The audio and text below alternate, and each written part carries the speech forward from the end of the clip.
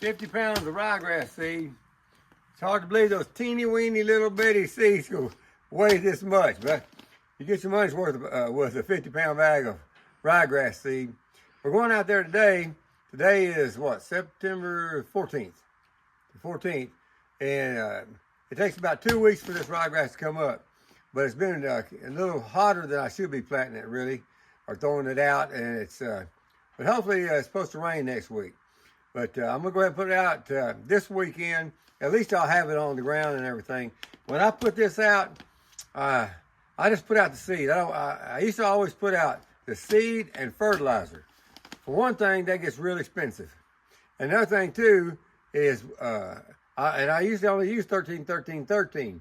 But it seems like when I use fertilizer with it, that it kills all the natural plants, the weeds and seeds and beans and all that stuff, legumes that deer really like. So I quit using fertilizer when I put this out for deer. Usually an area where I'm going to put it is an area where I've already bulldozed it a few months before, and it's just, tore up, and it's really good for planting the ryegrass. And where I'm going to put it back here is where, back here behind this carport, all up in there, I had a bunch of brush left over when I cleared this place, because the bulldozer kept breaking down all the time. I just had to send it back and move on to other work I had to do. So I thought, well, I'll get that later. And so all this time, I'm looking at that piles of brush and I couldn't stand looking at it. And plus, this year's, as you know, this year around here has been bad for rattlesnakes. So I thought, I can't leave that brush there. And, not with my grandkids coming over. So I went ahead and called the people back and rented that dozer again. And they brought it out here to me. And so I pushed it all off. But I had to push it down the road down here, about a quarter of a mile, and back into the brush. So I just went back in that brush, and I only had 2 days to do it. So I went in there and just pushed me an open area where I could push all this brush all the way down that road right there and back into there, and hide it back in the brush, pile it up through. So if I ever want to do something with it later. But the good thing about it is, when I was doing it, I already had mine. I'm gonna make this to an old patch back here, because probably 80 to 90 years, that's been nothing but cedar, that red cedar, juniper. And nothing grows on the ground, nothing to eat in there, but the dirt's good. It's been, over all these years, and even cedar trees, the cedar, little teeny leaves off of those cedar trees or bushes, they rot and everything, and it makes good soil. So anyways, I went in there, pushed all that brush out of my way. I'm gonna even clean it up better later with a chainsaw, get some stobs and stuff I didn't get. But so anyway, I'm going to go down there today, and because when I was pushing it, I always think about what I'm going to do next. So I was pushing it, I'm thinking I'm going to push this, I'm going to put a crossbow blind for Claire right over here. So back behind her, it will be the ryegrass, but it's kind of this side of it. And then we have her stand, her feeder, and all that. And so that way, those elk and those deer and everything else will come in from across the fence even, come in, feed in there. Nice safe place, because the rest of it is just thick cedar. Then they'll feed up, and they'll come up on the south, the north side of her, and she's hunting a south wind. So that way, it's going to be a good place for her to hunt and not get busted. And plus, last year we planted that ryegrass all in here, and by November, it just looked beautiful. And even after that, it's just blowing like you see in a picture or something. And it really looked good around the house. Of course, when it warms up, it dies again. So we're gonna get out there and put out one sack today. It's already about 4 o'clock in the evening. I worked real hard yesterday, weed eating, cleaning it up. I'm pretty tired, but I'm gonna get one bag of this stuff out there, and I'll show you how to do it.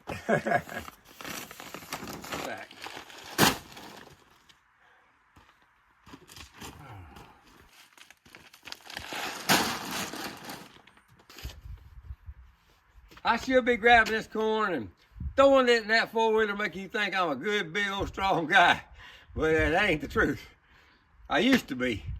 But now, at 70 years old, these sacks, instead of weighing 50 pounds, feel like they weigh 100 pounds. And my hands, I got something in my hands that's hereditary from my dad and all my people. It's a Scandinavian thing. They call it Vikings disease, but you lose your grip. And so I don't have that grip in my hands like I used to. So a sack of corn, I gotta show you. I gotta pick it up like this. So look, I told Claire, don't film me, but this is the truth. There you go. Do I look strong? I'm not. But anyways, I got 3 more bags of ryegrass in the back of this truck. Thank God I'm not gonna put them out till tomorrow. I got a bale of alfalfa. And I tell you what, the elk, the white-tailed deer, everything that comes through here, they really, really, really love this alfalfa right here. And it's a good green bale. We pulled in right behind a guy who had bought a whole truckload of it. So they got all the dead stuff off the front, and we got us a good green bale. So we'll go out there and spread it out. Bow season, actual bow season for deer opens September 28th here. So today's 14th. So what's that? 14 days, I guess. 14 more days. And that goes by faster than you can even think. So I got a whole lot of more work to do. I built my recurve blind, been so busy that I hadn't even been able to use it. And but anyways, I'm gonna try to hunt it and try to get a big hog with my recurve. I just want to do that really bad. But if I don't, I've got to put a shooting rail on it, and I'm gonna use it for crossbow hunting during archery season. And my granddaughter, all my grandkids are gonna be hunting with me this winter. And so anyways, I could put them up there and have a high stand if we have a south wind. Because 2 of the grandkids live here, and they live in Kerrville, and 2 of them live in Houston. So you never know what the wind's gonna be. So I thought, well, I need 2 different stands, one for the north, one for the south, because I mean, like I keep saying, these deer are so wild out here. You wouldn't think it. This morning, I mowed around here like I was telling you, mow and bring the deer in, and I weeded all up and down my fence in front of the house here, weeded out there, sweating, make all kind of noise. Looked out there this morning, and there's one really nice big buck, and another young buck, spike or 4-point or 6-point like that. It was a small rack feeding out there in the front yard. They were running up here to where I mowed. You would think they're running into a deer feeder. They had made a beeline come up here and it's feeding, because if you live in New Mexico or Texas or any place where you got a lot of cedar, there's nothing to eat underneath that cedar. That cedar's all pretty on them hills and all that kind of stuff, but there's nothing growing underneath there to eat. I mean, if you look on the ground right here under these cedars, it's just completely dead under there. So anyways, by mowing my place and doing all that stuff I showed you, that really pull them in. And today, I really thought, man, that's something. I'm out there making noise, weed eating, and we're out in the middle of nowhere. So it's not like they're used to people. They're scared to death of people out here. They're not tame deer. And I look out here, they come run up in our yard and fed out there till a truck came down the road and spooked them off. But anyways, I'm gonna load up this bale of alfalfa. That's the last thing I got to live for a little while. And then we're heading out there. We'll see you out in the woods.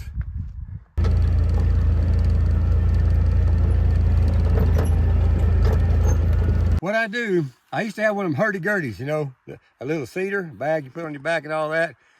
That's more trouble than it's worth to me. So I just put the seed in this 5-gallon bucket, walk around, throw it out, and I go down and I know what I'm doing about how wide it was and how much I throw out. It comes a lot better. But this is where I push back in there. It opens up around that corner over there, and it's behind where Claire's stand's going to be, but it's north of her south-facing stand.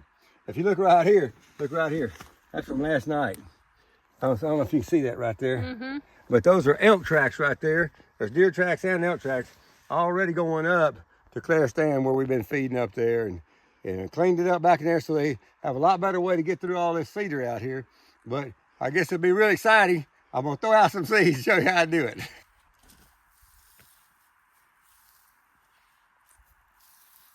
What I like to do is just throw it out like that. You can see it on the ground, and I mean, it just comes out perfect. It's way better than that hurdy-gurdy.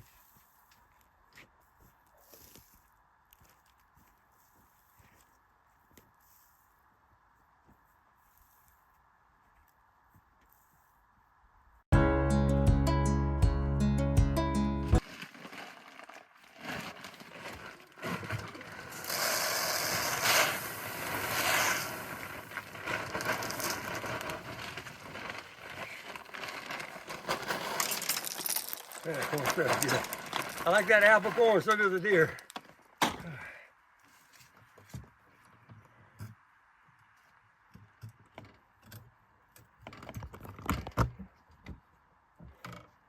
All right, pull my pants up. There we go. All right, maybe you saw this before, but maybe not. I haven't been around that long. This is some of you guys probably recognize this. This is a fence stretcher. You hook it into a net fence, a 4-foot net fence, hook onto it, and you can stretch your wire tight with that. But anyways, they sell them on Amazon for $37.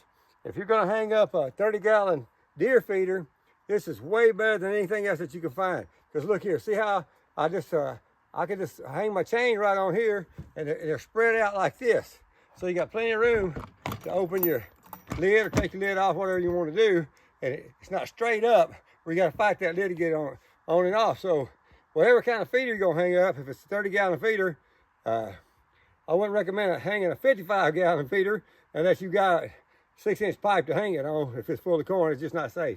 But I only put 100 pounds. This holds, I think, 200 or 300 pounds. It's one of the Walmart feeders or whatever. But anyways, got a good little motor on it. But I only put 100 pounds in here because it's plastic, and I don't trust it. But it's been put out here about, I guess, what, a month ago, and it's holding up real good. So I'm really glad. But I got these eye bolts, got this chain. I can just hook them on here. But if you need something for a sling for a 30-gallon feeder that you want to hang up, you just go on Amazon, or your local farm or ranch has them. Lowe's probably has them and everything. Home Depot, your feed store got them. But that's just a fence stretcher, and you put it on there and hang it right up. You got you got 3 hooks, so you could use one hook to hang your feeder on, your lid on, and the other 2 to hold a feeder up, or cut this middle one off, whatever you need to do. But that's just kind of works real good.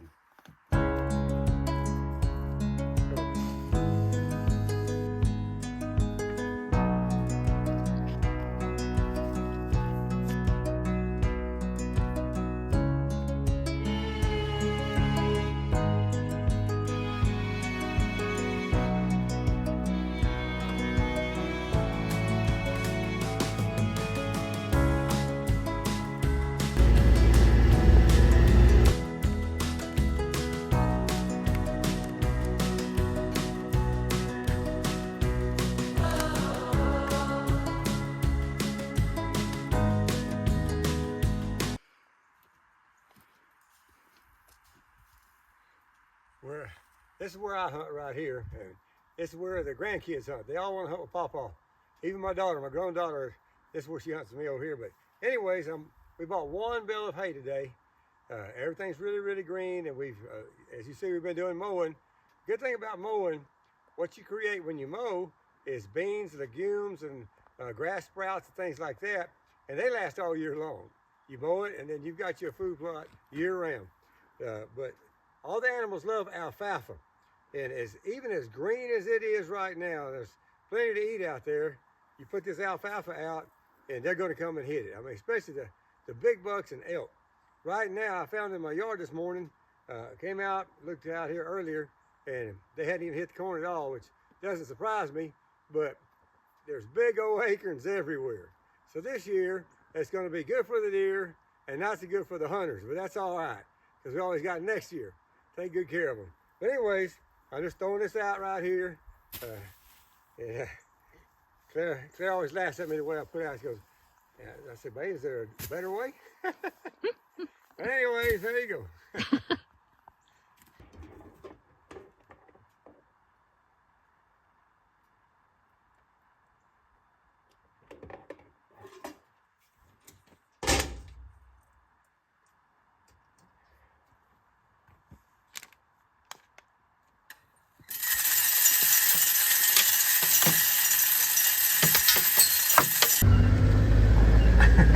I guess they don't like that in my voice.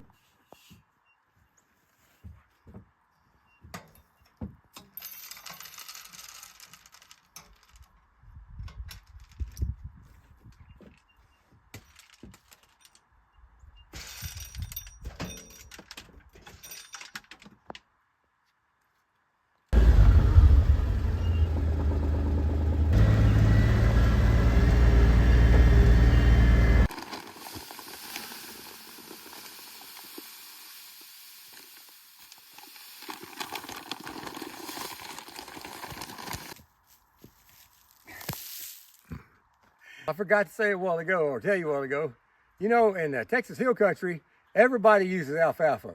And the reason why everybody got started on alfalfa out here is because axis deer love it.